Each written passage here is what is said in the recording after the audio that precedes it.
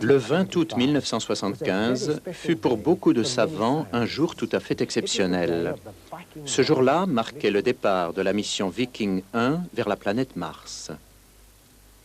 Pendant que les équipes de techniciens s'installaient devant leurs ordinateurs, leurs appareils et leurs écrans, on procédait à la dernière vérification du véhicule spatial. Tout était prêt, le compte à rebours avait commencé. Une aventure spatiale de la plus haute importance était entreprise pour démontrer une fois pour toutes que, dans les conditions voulues, la vie pouvait se développer à partir d'une matière inanimée. La loi fondamentale de la biologie affirme que la vie ne peut provenir que de la vie. Pourtant, de temps à autre, quelques savants avancent que peut-être la vie pourrait surgir à partir de matière inanimée. Au Moyen Âge, par exemple, le monde scientifique était convaincu que la vermine et les mouches provenaient directement des tas d'ordures et des détritus. Cette croyance était tellement ancrée dans les esprits que le célèbre savant italien Francesco Redi dut démontrer en 1668, au moyen d'une expérience simple, que la vermine et les mouches se reproduisaient certes sur les détritus, mais n'en provenaient pas. Il plaça un morceau de viande dans 3 flacons, boucha le premier avec un bout d'étoffe mince, le second avec un morceau de papier, et laissa le 3e ouvert. Bientôt, des mouches s'introduisirent dans le flacon ouvert et s'installèrent sur la viande en décomposition. D'autres, ne pouvant entrer dans le flacon bouché par le chiffon, pouvaient cependant sentir l'odeur de la viande et s'installèrent sur le chiffon. Le papier couvrant le 3e flacon empêchait à la fois d'entrer et de sentir la viande. Aussi n'en approchèrent-elles pas. Au bout de quelque temps, de petits vers apparurent sur la viande dans le flacon ouvert et de même sur le chiffon qui bouchait le 2e flacon. La viande en décomposition dans le 3e, bouchée par du papier, ne renfermait aucun ver. Il devint donc clair pour les savants que les mouches avaient pondu leurs œufs sur la viande du flacon ouvert et que les vers en étaient nés. Comme les mouches ne pouvaient atteindre la viande du 2e flacon couvert d'un chiffon, mais qu'elles la sentaient, elles déposèrent leurs œufs sur le chiffon. Le flacon bouché avec du papier ne dégageait aucune odeur de viande et n'attira donc pas les mouches. Ce flacon ne produisit aucun ver. 2 siècles plus tard, cependant, il y avait encore des savants pour croire à la génération spontanée. Mais cette fois, il s'agissait du monde microscopique des bactéries et des algues. Elles semblaient ne venir de nulle part, et beaucoup de gens croyaient qu'elles étaient produites par la matière sur laquelle on les trouvait. Louis Pasteur, l'un des plus grands savants de tous les temps, n'était pas de cet avis. Il était convaincu pour sa part que la loi fondamentale de la biologie, la vie seule peut produire la vie, s'appliquait aussi bien aux bactéries qu'à la vermine et aux mouches, et finalement à l'ensemble du monde vivant. Aussi fit-il une expérience devant une assistance d'ailleurs complètement sceptique. Il prit un premier flacon, y introduisit un bouillon de culture, stérilisa et scella le tout. Aucune bactérie n'apparut dans ce milieu. Il prit un second flacon, muni d'un col en forme d'S. La poussière et les particules porteuses de bactéries restant bloquées dans le col, aucune bactérie n'atteignit le bouillon. Le monde des savants fut obligé de s'incliner devant les faits. Un siècle plus tard, on croit à nouveau que la vie peut naître à partir de matière inanimée. Cette fois-ci, on s'imagine qu'il y a très longtemps, la première forme de vie a été générée à partir de gaz et de substances chimiques. Voilà pourquoi, ce 20 août, tous les yeux étaient fixés sur Mars, car son atmosphère et son climat, bien qu'extrêmement froids et secs, rappellent plus que sur aucune autre planète ceux de la Terre. Il semblerait que Mars, sorte de laboratoire naturel flottant dans l'espace, pourrait apporter la réponse à la question de savoir si la vie peut naître de la matière inanimée. Ainsi, on ne douterait plus que la vie ait pu se former sur la Terre, pour peu que l'on découvrit des traces de vie ailleurs. La fusée spatiale Viking emportait à son bord un des miracles de la technologie moderne. Un laboratoire scientifique miniaturisé dans un cube de 30 cm de côté, capable de mener à bien toutes les expériences que fait un laboratoire d'une grande université moderne. Cet appareil prodigieux se posa sur la surface de Mars et les expériences commencèrent.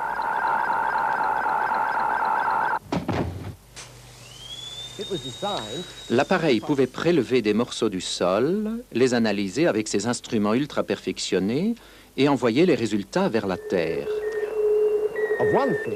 Les savants étaient sûrs que même si la vie n'y existait plus aujourd'hui, elle avait existé autrefois. On apercevait sur la surface de la planète des traces d'eau. Signe, pensait-on, qu'il y aurait eu des conditions semblables à celles qu'on croyait avoir originellement existé sur la Terre.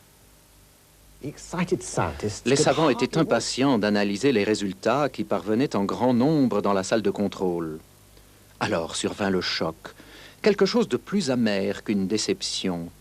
Une déconvenue peut-être analogue à celle que subirent leurs devanciers lors de l'expérience de Pasteur. Ils étaient tellement convaincus que la vie pouvait provenir de la matière non vivante qu'il leur paraissait quasiment inconcevable que le sol martien fût stérile. On n'y trouvait non seulement aucune trace de vie, mais encore aucune preuve que la vie y eût jamais existé. On vérifia plusieurs fois les résultats, mais la réponse fut chaque fois la même. Pour s'assurer de n'avoir rien négligé, on organisa une seconde mission. Et l'envoi dans l'espace de Viking 2, le 9 septembre 1975, ranima les espoirs de certains savants. Les nouveaux résultats ne les confortèrent pas davantage, car ils confirmaient qu'aucune forme de vie n'avait pu exister sur Mars. On commença bien sûr à se poser des questions. Des sommes énormes avaient été dépensées, et les partisans de l'évolutionnisme se trouvaient toujours plus incapables de fournir des preuves concrètes à l'appui de leur théorie. L'investissement n'avait été d'aucun rapport. L'argent des contribuables semblait avoir été utilisé pour essayer de justifier la croyance de certains savants en une théorie dépourvue de base scientifique. On entendit même dire que ces résultats entraînaient l'abandon pur et simple de la notion de génération spontanée et d'évolution. Le présent film commence donc au stade où se sont arrêtés Viking 1 et Viking 2. Des savants qui ont examiné de près certains aspects de la théorie de l'évolution sont interrogés pour nous faire découvrir quelle est la situation actuelle.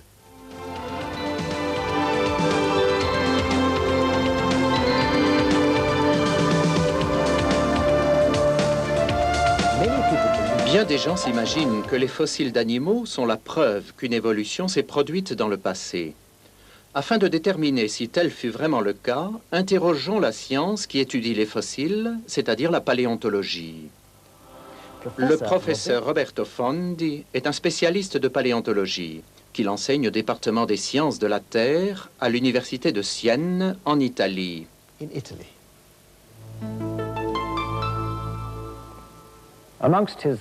Parmi ses nombreuses activités, il en est une qui l'amène à être conseiller scientifique dans la reconstitution des animaux préhistoriques. Peut-être serez-vous surpris d'apprendre que l'hypothèse fondamentale sur laquelle repose la pensée évolutionniste n'est absolument pas confirmée par la paléontologie. Quelle est cette hypothèse? En premier lieu, que des cellules vivantes puissent provenir par génération spontanée de matière non vivante. Cela signifierait qu'à la suite d'une chaîne de réactions chimiques au sein d'une soupe primitive hypothétique, une cellule vivante serait apparue. Ensuite, que ces cellules se seraient regroupées en colonies, après une longue période de temps, pour former des structures multicellulaires complexes. Ces structures sont également supposées s'être transformées, au fil des temps, en animaux et finalement en hommes.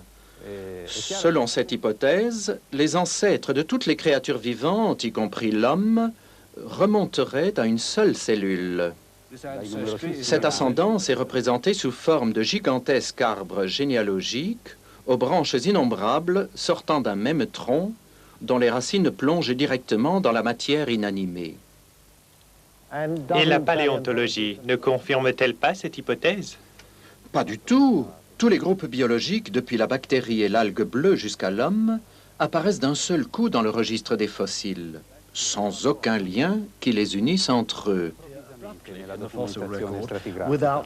Senza nessun legame deterministico che li connetta. Pourquoi alors tant de gens croient-ils que les fossiles sont une preuve de l'évolution? L'évolution est enseignée aux enfants et présentée aux adultes comme un fait vérifié et démontré depuis si longtemps qu'on perdrait son temps ou même qu'il serait ridicule de le mettre en question. Dans mes deux livres, Après Darwin et la révolution organiciste, je donne les noms de savants bien connus, tels que George Gaylord Simpson et Stephen Jay Gould de l'université de Harvard, qui croient vraiment que l'évolution est un fait incontestable. Il est pourtant d'autres savants, tout aussi connus, qui croient en l'évolution tout en admettant qu'il n'en existe pas de preuves à l'appui, comme par exemple Émile Guillemot de l'université de Genève et J.A. Kerkut de l'université de Southampton. Alors, quelle est la vérité en définitive? Eh bien, il existe un livre qui raconte l'histoire du passé. Ce sont les roches et les restes fossilisés qu'elles contiennent. Il appartient aux paléontologues de déchiffrer ce livre et de donner la réponse. Et que lisez-vous dans ce livre, professeur? Il est clair qu'après 2 siècles environ de recherches très poussées, la preuve paléontologique sur laquelle devrait reposer la théorie de l'évolution est non seulement rare, mais grandement sujette à caution. Car enfin, si l'évolution avait réellement eu lieu, on devrait en trouver des preuves abondantes et incontestables. Les musées devraient regorger de fossiles représentant clairement les transitions entre les différents groupes biologiques. Eh bien, pas du tout. En outre, rien n'indique que cela va changer à l'avenir. Les quelques fossiles qui prétendent montrer une sorte de lien évolutionniste, tels que les amphibiens Ichthyostega et Seymourria, le reptile Probainognathus, l'oiseau Archaeopteryx et le singe Australopithèque appelé Homo habilis sont loin d'être concluants.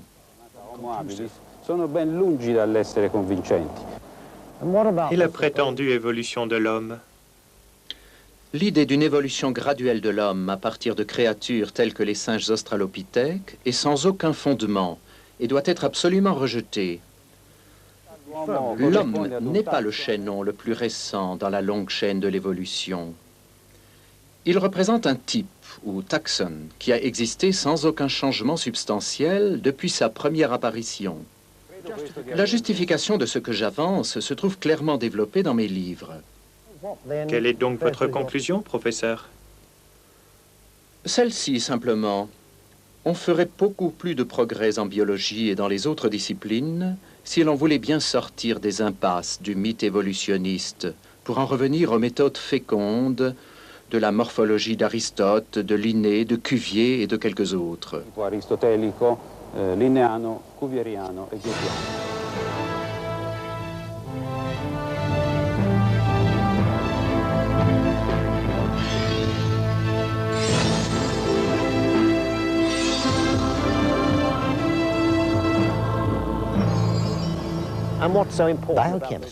La biochimie étudie l'essence même de la vie et sa structure. Elle pénètre à l'intérieur même de la matière, dans le noyau de la cellule vivante. De nos jours, nul n'est aussi qualifié que le savant biochimiste pour nous révéler si une forme d'organisme vivant pourrait se transformer en une autre forme. Voici donc le professeur Sermonti, généticien, biologiste moléculaire et biochimiste de renommée internationale. Demandons-lui ce qu'il pense de l'évolution. Professeur, à la lumière de la biologie moléculaire moderne, comment voyez-vous la théorie de l'évolution? Les nouvelles découvertes en biologie moléculaire ont fortement modifié nos idées sur bien des questions, notamment sur celle d'évolution. De quelle façon, plus précisément? Les résultats obtenus en biologie moléculaire et en génétique ont montré que ce que prétend l'évolutionnisme, à savoir que les mutations se trouvent renforcées par la sélection naturelle, est tout simplement erroné. La sélection naturelle ne fait qu'éliminer les nouveautés entraînées par les mutations. La sélection naturelle a un effet stabilisateur sur la vie. Pourtant, les fossiles montrent que les animaux et les plantes étaient différents autrefois. Ils ont donc dû changer. Ce n'est pas vrai. C'est une erreur de croire que si les êtres vivants étaient différents autrefois comparés à ceux d'aujourd'hui, ces derniers seraient dérivés de ceux qui ont disparu, qui se sont tout simplement éteints. Les anciens organismes n'ont pas donné naissance à de nouveaux êtres en disparaissant. Sur ce point, dirais-je, tous les biologistes sont d'accord. Aucun ne soutient que les mammifères dérivent des dinosaures. À l'évidence, ce n'est pas possible. C'est une conception absolument erronée. Le fait d'observer dans le passé l'existence d'êtres vivants différents ne signifie nullement que nous en dérivions. La théorie de l'évolution prétend que certains organismes encore plus primitifs que les bactéries auraient évolué jusqu'à l'homme, durant un laps de temps considérable. Que pensez-vous de cette croyance, professeur? Mais c'est ridicule, c'est impossible. Rien ne permet à un petit organisme de se transformer en homme. Mais ce qui est encore plus important, c'est que ce qui nous apparaît comme un organisme simple est en fait une réalité biologique très complexe. Même les bactéries possèdent une structure génétique et biochimique à ce point complexe qu'elles ne peuvent dériver de formes simples.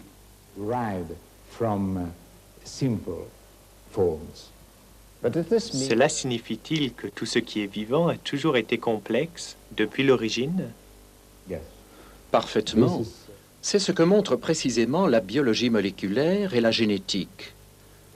La complexité existe dès les origines. Par exemple, l'étude que nous avons entreprise du noyau de la cellule montre que le système responsable de la production des enzymes, sans lesquels la synthèse des protéines ne peut se faire, est identique depuis la bactérie jusqu'à l'homme. Puisque les mêmes types principaux de créatures et de plantes existent aujourd'hui comme dans le passé, il est clair que le même mécanisme complexe de la vie a existé depuis l'origine. C'est pour le généticien la meilleure preuve que l'évolution biochimique n'a jamais eu lieu.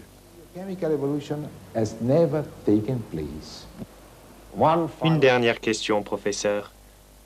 Quand donc l'homme a-t-il fait son apparition? L'homme, il n'existe aucune preuve que l'homme provienne de quelque autre animal antérieur.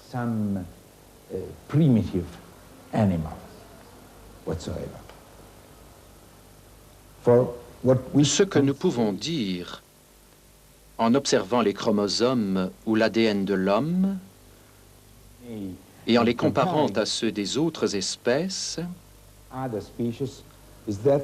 c'est que l'homme est un être original. Il ne dérive d'aucune autre espèce. La génétique refuse absolument l'idée que l'homme serait une créature récente provenant d'une forme primitive différente.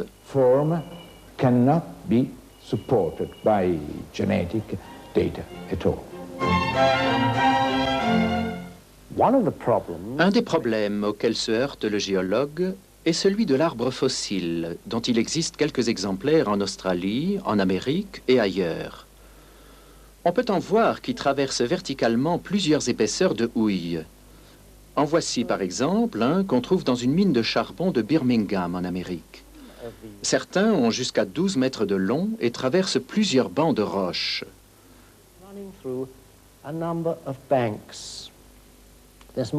Ce schéma donne une idée de tel cas. Ce qui est curieux, c'est qu'on nous dit qu'un seul de ces bancs aurait pu mettre des millions d'années pour se former. Si c'était le cas, cela aurait donc duré des millions d'années pour enterrer un arbre. Ce n'est pas possible, car l'arbre aurait pourri ou serait décomposé bien avant d'être complètement enterré. Comment alors expliquer ces fossiles?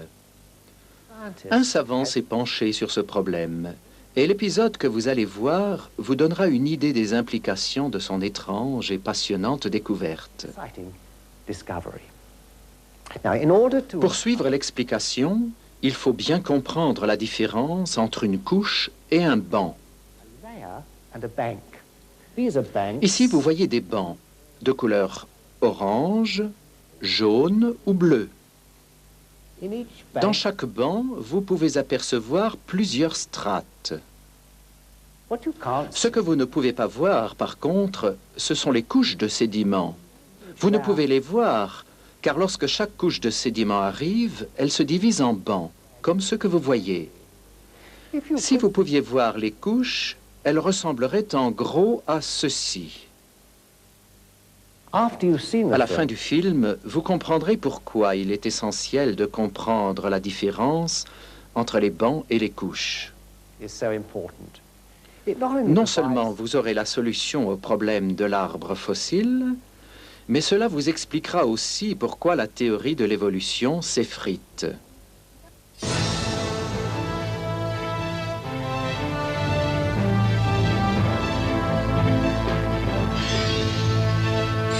Les roches, un véritable drame.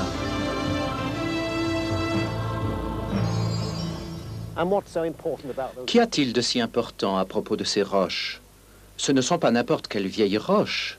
Elles sont composées en majorité de petites particules de sédiments. On les appelle des roches sédimentaires. En fait, elles recouvrent les 3/4 des terres du globe. Chose curieuse, elles ont toutes été formées sous les eaux. Lorsque le niveau de l'eau a baissé, les sédiments ont été exposés à l'air libre. Ils ont séché et sont devenus des roches. Regardez cette falaise. Vous voyez qu'elle est divisée en bancs. Le banc de grès a été coloré en jaune, le banc d'argile en bleu, celui de calcaire en orange. Chaque banc se divise lui-même en strates. Ces lignes horizontales sont des strates. Afin de comprendre l'histoire incroyable que ce film va vous présenter, il faut examiner de près ces strates. Elles sont disposées de façon rigoureuse. Les grosses particules se réunissent dans la partie inférieure de la strate, alors que les plus fines se déposent dans la partie supérieure. Cette disposition se retrouve à tous les niveaux des bancs. Quelquefois, on aperçoit une cassure ou un joint entre la strate inférieure d'un banc et la strate supérieure du banc immédiatement en dessous. Cela s'appelle un joint de stratification.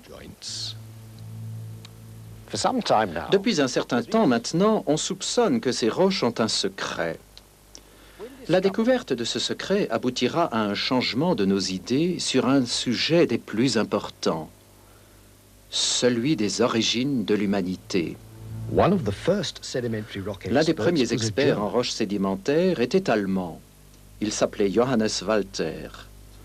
Alors qu'il séjournait en Italie à la fin du siècle dernier, il examina des sédiments dans la baie de Naples. En creusant verticalement dans les sédiments de la baie, il découvrit que les bancs qui reposaient les uns sur les autres suivaient le même ordre que ceux qui se trouvaient les uns à côté des autres, horizontalement. L'ordre des bancs qu'on pouvait voir les uns à côté des autres, en allant de la côte vers la pleine mer, était le même que l'ordre des bancs verticaux.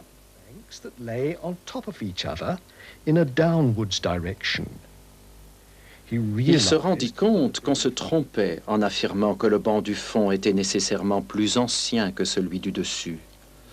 Il devenait clair que tous les bancs, ceux du dessus, ceux du milieu et ceux du fond, étaient encore en train de se former. ils se formaient latéralement. Ainsi, une partie du banc supérieur avait le même âge qu'une partie du banc inférieur. Assez rapidement, Walter comprit la cause de cette formation latérale des bancs. Les particules de sédiments se déversant dans les mers, apportées par les rivières, les inondations et le vent, se trient entre elles selon leur taille. Les plus grosses particules, celles colorées en jaune, restent près de la côte. Les moins lourdes, en bleu, sont entraînées un peu plus loin, et les particules les plus fines, colorées en orange, sont emportées par les vagues et les courants encore plus loin. On peut voir que les couches de sédiments se déposent les unes à côté des autres. Les particules de sédiments dans les couches se trient suivant leur taille, dans les bancs de types variés de sédiments. Ceci pourrait être un banc de galets, celui-ci de grès, celui-ci d'argile. Ainsi, les bancs se forment latéralement. Ce morceau de banc, le plus proche de la côte, est plus ancien que ce morceau du même banc plus éloigné de la côte. Ainsi, cette partie du banc au fond a le même âge que cette partie du banc au-dessus. Les autres experts en roches sédimentaires réagirent alors en déclarant que la découverte de Johannes Walter expliquait seulement la formation des roches côtières. Mais à leur connaissance, les sédiments des profondeurs marines s'étaient déposés les uns au-dessus des autres. Par conséquent, la couche du dessus était forcément plus jeune que celle du dessous. Dans cette falaise, formée probablement de sédiments au fond des mers, on croit que les strates du banc au fond sont beaucoup plus anciennes que celles du dessus, ici. Pourquoi? Parce que les géologues croient que les strates et les couches ne sont qu'une seule et même chose.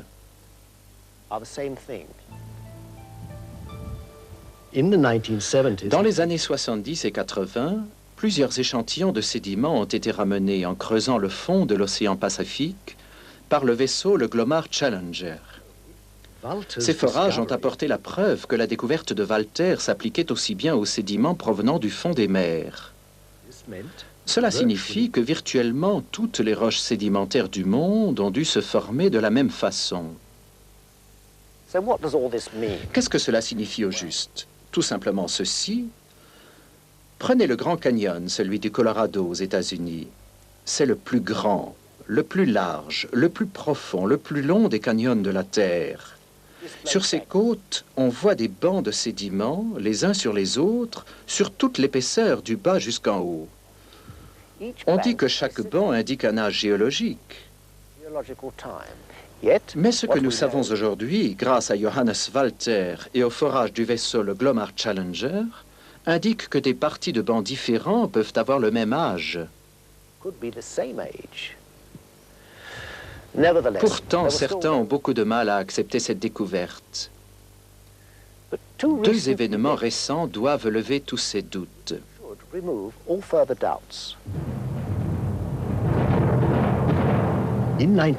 En 1980, le mont Sainte-Hélène, un volcan des États-Unis, a explosé. Il détruisit une immense forêt voisine et déclencha un raz-de-marée dans un lac proche, le lac Spirit. En quelques heures, 200 mètres de sédiments se déposèrent et formèrent des roches en se desséchant. Des roches avec leurs strates. Suite à l'explosion, la poussée d'énormes quantités de boue creusa un canyon à travers les roches avoisinantes, un canyon de plus de 30 mètres de profondeur et de 60 de large. Alors qu'on a cru qu'il fallait des millions d'années pour former des canyons et des strates dans les roches, ces deux formations géologiques se sont formées en quelques heures. Le deuxième événement a eu lieu dans un laboratoire. Un sédimentologue français, Guy Berthaud, a découvert deux faits d'importance capitale. Le premier est celui-ci. Le sable s'écoulant de façon continue, que ce soit dans le vide, dans l'air ou dans l'eau, se trie alternativement en dépôts de petites et de grosses particules, qui ressemblent à des couches mais n'en sont pas. Un deuxième fait est apparu durant les expériences que Guiberto a dirigées à l'Université du Colorado. En observant le dépôt de sédiments entraîné par un courant d'eau circulant dans un canal à parois transparentes, il a constaté que lorsque la vitesse diminuait, les grosses particules sédimentaires se déposaient seules, tandis que lorsqu'elle augmentait, des laminets se formaient. Ainsi, le granoclassement répétitif qui caractérise les strates n'est pas obligatoirement, comme l'ont cru les géologues, l'effet de couches successives, mais il peut être aussi bien l'effet des variations de vitesse, du courant d'entraînement des sédiments. Une autre découverte intéressante est celle-ci. Les joints ou les cassures entre les strates résultent de la dessiccation ou de l'assèchement des sédiments. On pensait jusqu'alors que ces cassures étaient dues à l'interruption de l'arrivée de sédiments. On croyait que la surface de la dernière strate déposée s'était durcie et que des années plus tard, de nouveaux sédiments avaient recommencé à se déverser et qu'ainsi une nouvelle strate s'était formée au-dessus de l'ancienne. Cette explication doit être abandonnée à cause de deux nouvelles découvertes. D'abord, comme l'ont montré les forages du vaisseau le Glomar Challenger, les sédiments du fond de la mer ne durcissent jamais, sauf après 300 mètres d'épaisseur de dépôt.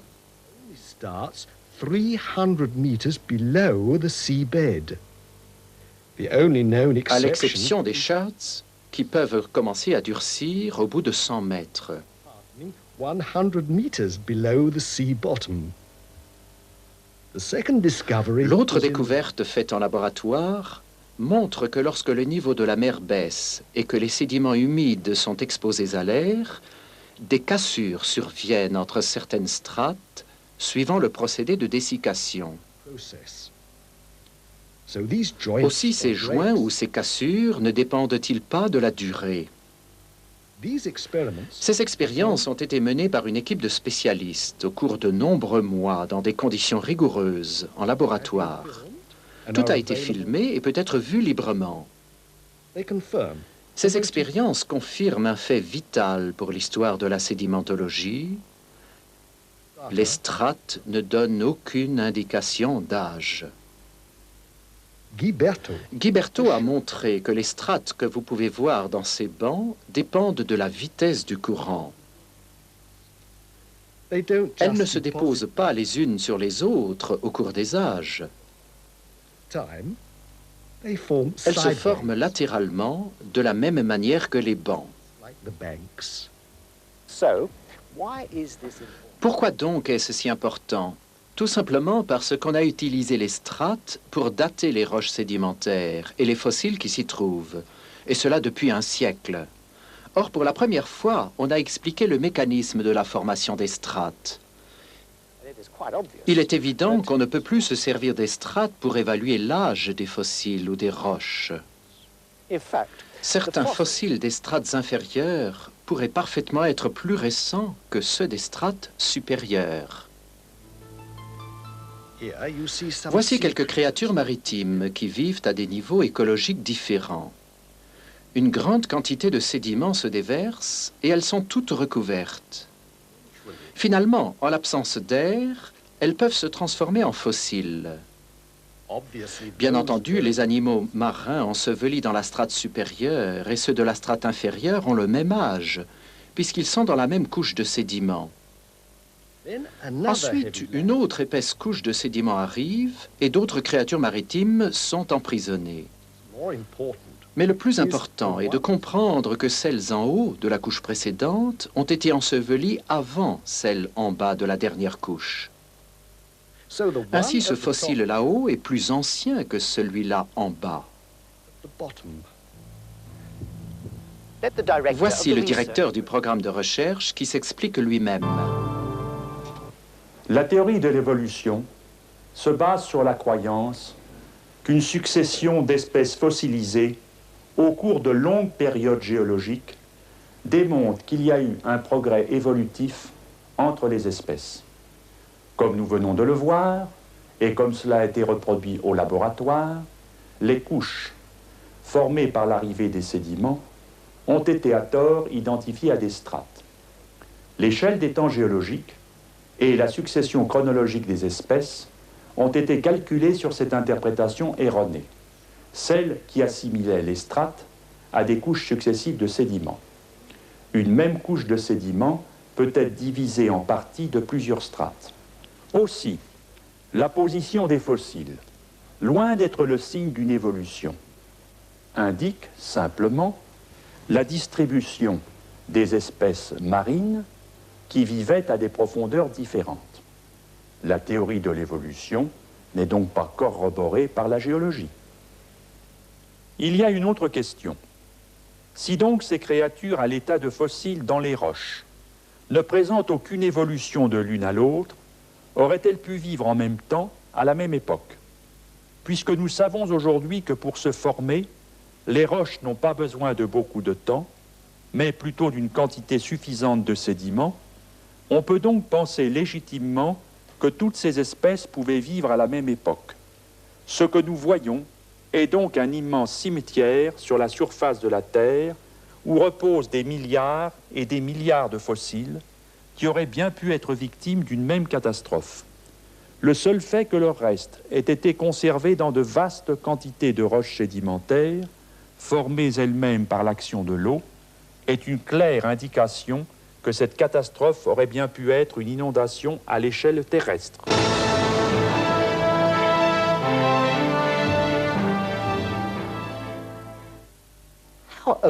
Quel âge a la Terre? Des millions d'années ou seulement quelques milliers? Que nous dit la datation radiométrique sur l'âge des roches? La science de la chimie physique peut éclairer ces questions. Le professeur Boudreau, qui enseigne la chimie inorganique et physique dans une université de la Nouvelle-Orléans, en Louisiane, a approfondi ce sujet et devrait pouvoir nous éclairer. Professeur Boudreau, un peu plus haut dans ce film, nous avons appris que les strates et les fossiles des roches sédimentaires ne donnent aucune indication sur l'âge de ces roches. Y aurait-il d'autres méthodes, telles que la datation au carbone 14, qui pourraient déterminer l'âge des fossiles et des roches? Il faut d'abord être clair au sujet du carbone 14, qui est une forme radioactive instable de l'élément carbone qui se trouve dans toute matière vivante. Un organisme vivant absorbe et rejette pendant sa vie du carbone, dont une petite partie est du carbone 14. À un moment donné, à la mort de cet organisme, le carbone 14 présent reste ce qu'il est à l'heure de la mort. C'est cette quantité qu'on peut détecter radioactivement. Un morceau de bois, par exemple, ou un os, contient une petite quantité de carbone 14. Depuis la mort de l'arbre et de l'animal qui contenait le bois ou l'os, la quantité de carbone 14 a diminué. Il faut des milliers d'années pour que cette désintégration ait lieu. Dans le cas du carbone 14, il faut 5760 ans pour que la moitié de la quantité présente à la mort de l'être vivant se désintègre en carbone 12, son isotope stable. En mesurant donc la quantité qui s'est désintégrée, on obtient une indication sur l'époque à laquelle cet organisme vivait. Comme les roches n'ont jamais été en vie, elles ne contiennent donc pas de carbone 14. Même les fossiles qu'on y trouve ne peuvent être datés par cette méthode, car leur matière vivante originelle est devenue pierre. Cela signifie-t-il qu'on ne peut pas dater les fossiles au moyen de radioisotopes? On ne peut sûrement pas se fier avec certitude au carbone 14. Comme vous le savez, on trouve presque tous les fossiles dans les roches sédimentaires. Ce type de roche contient rarement des éléments radioactifs. Aussi faut-il dater les fossiles par les strates dans lesquelles on les trouve. Or, nous savons à présent que des expériences très récentes montrent que les strates des roches ne donnent aucune indication sur l'âge. D'autres types de roches, telles que les cristallines, qui ne contiennent pas de fossiles, et la lave, renferment parfois des éléments radioactifs. On utilise ces isotopes pour les dater. Pourriez-vous expliquer simplement comment on date une roche avec un isotope radioactif? Oui, prenons un élément radioactif tel que l'uranium.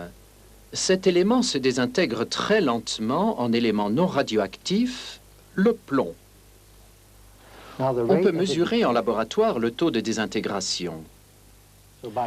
En comparant donc ce qui reste d'uranium dans la roche avec la quantité de plomb formée par désintégration et en connaissant le taux de désintégration, on peut calculer le temps nécessaire à la formation du plomb.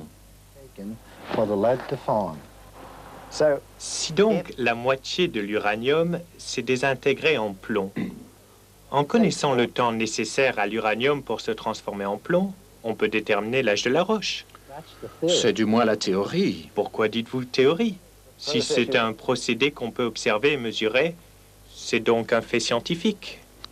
Pas du tout. Regardez un peu ce diagramme. Vous voyez un certain nombre de particules d'uranium colorées en orange et quelques particules de plomb colorées en bleu. Ici, nous devons envisager 3 hypothèses principales. La première, que toutes les particules de plomb étaient à l'origine des particules d'uranium. Mais il n'y a aucune raison de croire qu'il n'y avait pas déjà quelques particules de plomb dans la roche à sa formation. Car il existe dans les roches beaucoup de plomb naturel qui ne provient pas de l'uranium. Vraiment? Oui, prenons le cas extrême inverse. Si à l'origine cette roche contenait de l'uranium radioactif et pas de plomb, alors le plomb qui apparaîtrait par désintégration de l'uranium permettrait une mesure assez exacte de l'âge de la roche. Mais il faut admettre un cas plus vraisemblable. C'est qu'il y avait un peu de plomb lors de la formation de la roche, aussi son âge est-il moindre que celui qu'on mesure. Il y a aussi le problème des fuites dues à la solubilité. Cela peut-il arriver? Bien sûr. Les sels d'uranium et d'autres éléments radioactifs sont parfaitement capables de se dissoudre dans l'eau et quittent donc l'échantillon. Si donc une roche a été immergée quelque temps, par exemple en période d'inondation, une partie de l'uranium peut avoir été entraînée. L'âge attribué à cette roche par les mesures serait donc plus grand qu'en réalité. Mais il existe sûrement d'autres éléments radioactifs plus fiables que l'uranium. Eh bien, il y a aussi d'autres éléments radioactifs tels que le thorium, le strontium et le rubidium, ainsi que le potassium. Mais on ne peut s'y fier davantage qu'à l'uranium. Les sels de ces éléments sont encore plus solubles que ceux de l'uranium. Une inondation affectant toute la Terre aurait donc pu fausser toutes ces méthodes? Absolument. Tenez, je vais vous donner un exemple de l'effet de l'eau sur la datation radioactive. Il y a moins de 200 ans a eu lieu l'éruption du volcan Kilauea à Hawaï. Un morceau de lave de cette éruption, qui avait séjourné dans l'eau, a été daté récemment par la méthode du potassium-argon. On aurait dû obtenir une datation d'environ 200 ans. Or, on trouva 22 millions d'années. À coup sûr, des sels de potassium, qui sont hautement solubles dans l'eau, se sont échappés de l'échantillon, lui donnant un aspect très âgé. On attribua à d'autres fragments de lave provenant du volcan Hualalai et formés en 1801 des âges variant entre 160 et 3000 millions d'années. La situation va donc de mal en pis. Il y a encore un autre présupposé dans la datation radiométrique. C'est que le taux de désintégration serait resté constant et n'aurait jamais varié dans le passé. Pourtant, beaucoup de facteurs ont dû l'influencer. Ainsi, la production de neutrinos par le rayonnement cosmique a pu être augmentée à la suite d'un renversement du champ magnétique terrestre ou de l'explosion d'une supernova. La science a déclaré que ces événements ont eu lieu dans le passé. Ils ont pu avoir un effet certain sur le taux de désintégration radioactive. Si l'on ne peut se fier à la datation radiométrique, de quels autres moyens dispose-t-on? De nombreux processus naturels indiquent pour la Terre un âge relativement jeune. Si par exemple la diminution du champ magnétique terrestre avec le temps s'avère un fait clairement établi, Cela tendrait à prouver que la Terre est jeune plutôt que vieille. De même, la question de la poussière cosmique provenant de l'espace intersidéral, qui tombe en quantité régulière sur la Lune et sur la Terre. On a réussi à calculer cette quantité. Du fait que la Lune ne connaît aucune érosion due au vent ou à l'eau, la poussière cosmique a dû simplement s'empiler. Selon la datation radiométrique, Lune et Terre auraient 4,5 milliards d'années. Donc la quantité de poussière cosmique déposée sur la Lune devrait atteindre plusieurs mètres de haut. Or, quand les astronautes se posèrent à sa surface, ils furent étonnés de n'y découvrir que quelques centimètres de poussière, une épaisseur qui a pu se déposer en quelques 10 000 ans. Une dernière question, professeur. À votre avis, à quand remonterait environ le Big Bang? L'hypothèse du Big Bang a été formulée pour soutenir la théorie de l'évolution. Sans théorie de l'évolution, pas de Big Bang.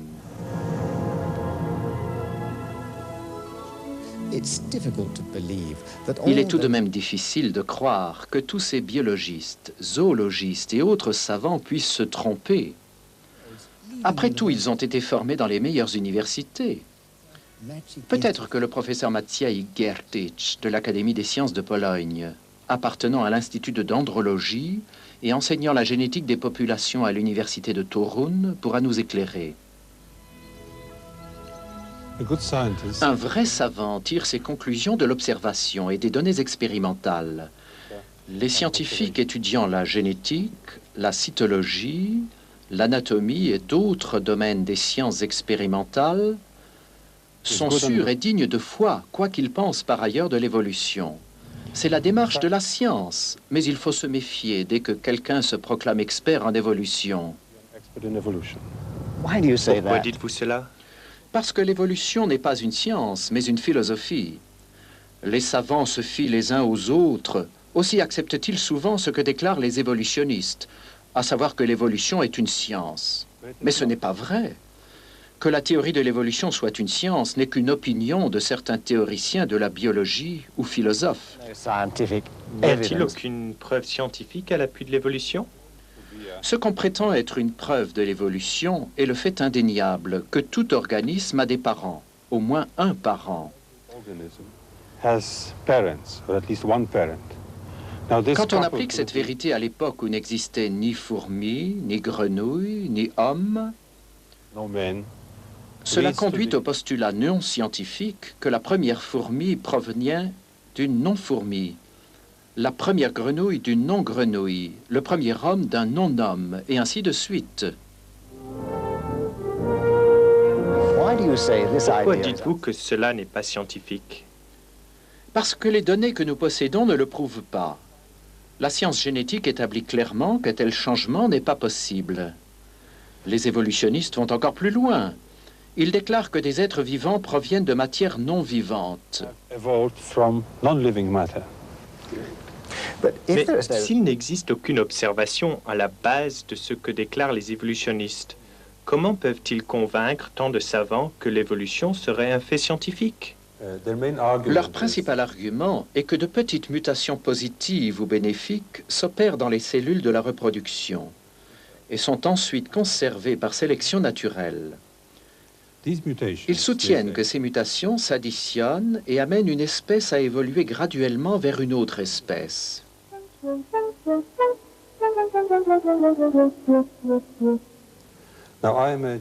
Non, je suis généticien et je puis confirmer qu'au cours de toutes les recherches de tous les laboratoires du monde où l'on a produit des générations et des générations d'organismes vivants, jamais, nulle part, aucune mutation positive n'a été observée. Et dans la population qui a été la plus étudiée, celle des hommes, toutes les mutations connues sont soit neutres, soit négatives. Elles n'ont jamais amené d'amélioration. D'ailleurs, la nature est programmée de façon à protéger l'altération des gènes et à corriger les erreurs qui se produiraient. Mais si les mutations ne sont pas à la base des changements, qu'est-ce qui cause les différentes variétés d'animaux et les différents types d'hommes? Les variétés proviennent des combinaisons, du mélange des gènes pendant la reproduction sexuelle. Les organismes adaptés à des conditions précises se concentreront dans un environnement qui offre ces conditions-là. En se croisant entre eux, ils formeront un groupe qui deviendra une variété. En outre, si accidentellement un groupe se trouve isolé, des traits particuliers y apparaissent et lui donnent un aspect distinct. C'est ce qu'on appelle la dérive génétique. Mais ces variétés ne représentent-elles pas une certaine forme d'évolution? Beaucoup de gens soutiennent que par ce processus, de nouveaux types biologiques vont apparaître. Mais ce n'est pas vrai. Tout ce qui se produit, c'est que quelques gènes ont été enlevés à la population globale et la population obtenue s'en trouve appauvrie. Son contenu génétique est amoindri. De plus, s'il n'y a pas de nouveaux gènes, il n'y a pas de potentiel pour de nouveaux organes ou de nouveaux organismes. On obtient seulement une variété différente d'une même espèce. Ce procédé est utilisé aujourd'hui dans l'élevage. Par sélection et isolation, on obtient de nouvelles variétés d'animaux et de plantes, par exemple des chevaux, des vaches, des chiens, des céréales, etc. On sélectionne ce qui est utile à l'homme ou qui présente telles qualités qui ont un intérêt particulier pour nous. Mais ces populations sont des groupes restreints, très dépendants des conditions extérieures que l'homme leur réservera.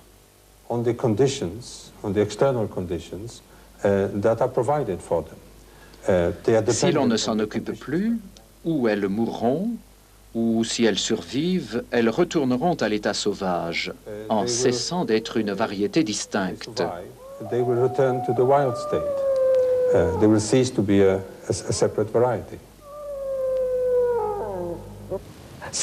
Alors, si les formes de la vie sont plus résistantes à l'état naturel, un changement qui se produirait dans la nature, aurait-il une bonne chance de durer? Le simple mélange de gènes dans des conditions naturelles ou artificielles ne produit pas de nouveaux gènes. Pour qu'il y ait évolution, il faudrait de nouveaux gènes chargés d'informations génétiques. La science ne connaît aucun processus naturel qui produise de nouveaux gènes, que ce soit par isolation, par sélection, mutation ou croisement. Cela est impossible. Pourquoi alors apprend-on aux enfants qu'une espèce peut évoluer en une autre? Je crois que c'est parce que les évolutionnistes ne veulent pas accepter l'idée que les gènes contiennent autant d'informations utiles, c'est-à-dire assez pour chaque fonction précise que doit remplir chaque organe. C'est seulement depuis que nous savons lire le code génétique que nous connaissons la quantité d'informations contenues dans ces gènes. La science ne sait pas comment cette information pourrait apparaître spontanément. Cela nécessite l'intervention d'une intelligence et ne peut arriver par hasard. Mélanger simplement des lettres ne crée jamais de poésie. La biologie moléculaire montre clairement que jamais dans le passé il n'a pu exister d'organismes simples. Tous les organismes vivants, aussi primitifs qu'ils paraissent, sont complexes en réalité et regorgent d'informations, lesquelles ont dû être là dès le début. Par exemple, le système redoublé dans la protéine très complexe ADN-ARN de la cellule doit avoir été parfait dès le début. Sinon, les systèmes vivants ne pourraient exister. La seule explication logique est que cette grande quantité d'informations provient d'une intelligence. Chaque bactérie, chaque cellule microscopique est programmée avec tant de précision que nous devons supposer que l'information qu'elle contient doit venir d'une intelligence bien supérieure à la nôtre. Les évolutionnistes ne veulent pas accepter ce fait si évident. Aussi produisent-ils des théories qui n'ont pas de valeur scientifique, car elles n'expliquent pas comment la nouvelle information génétique serait produite.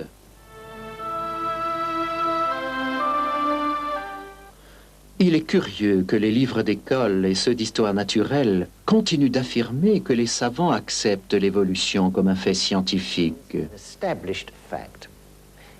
Le programme que nous venons de voir montre des savants qui s'opposent absolument à cette idée. Ils refusent même à l'évolution la qualité d'hypothèse scientifique. L'idée d'une évolution graduelle des hommes à partir de créatures telles que les singes australopithèques n'a aucun fondement et doit être rejetée. La complexité se trouve au commencement. Pour le généticien, c'est une preuve indéniable que l'évolution biochimique n'a jamais eu lieu. Donc la théorie de l'évolution n'a aucun fondement dans la géologie. De nombreux processus naturels indiquent pour la Terre un âge relativement jeune. L'évolution n'est pas une science, c'est une philosophie. Nombre de savants arrivent à la même conclusion. Ils déclarent que si on continue à croire à la théorie de l'évolution, malgré l'évidence incontestable qui s'y oppose, c'est bien pour une raison philosophique et non scientifique. La récente découverte qui montre que les strates dans les roches se forment latéralement est d'une importance capitale. On ne peut plus ranger les espèces fossiles en grades évolutifs. Cela explique pourquoi on n'a jamais découvert de lien fossile entre les différents types d'animaux ou de plantes.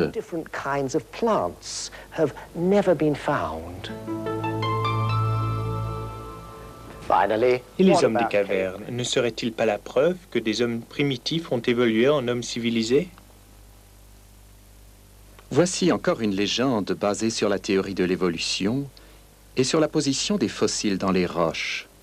Nous savons actuellement qu'on ne peut déterminer l'âge de la Terre à partir des roches sédimentaires, dont la plupart auraient pu être formées par une seule catastrophe aquatique.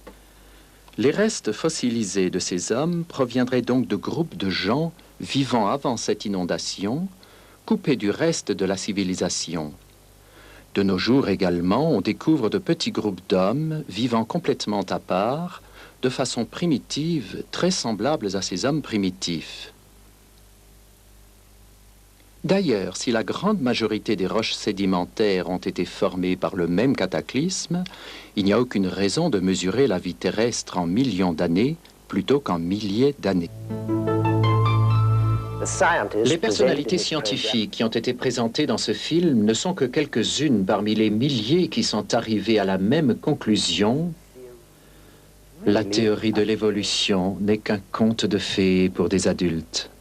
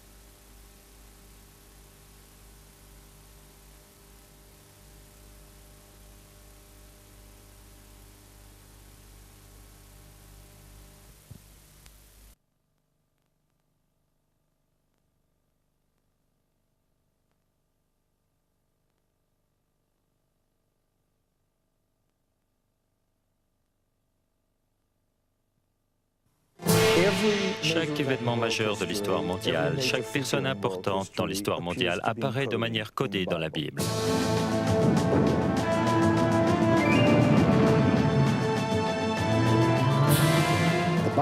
Les codes de la Bible sont une démonstration spectaculaire que ce que nous avons ici est vraiment la parole de Dieu et pas simplement une tradition historique. Ces 66 livres écrits par 40 gars différents pendant des milliers d'années constituent ensemble un système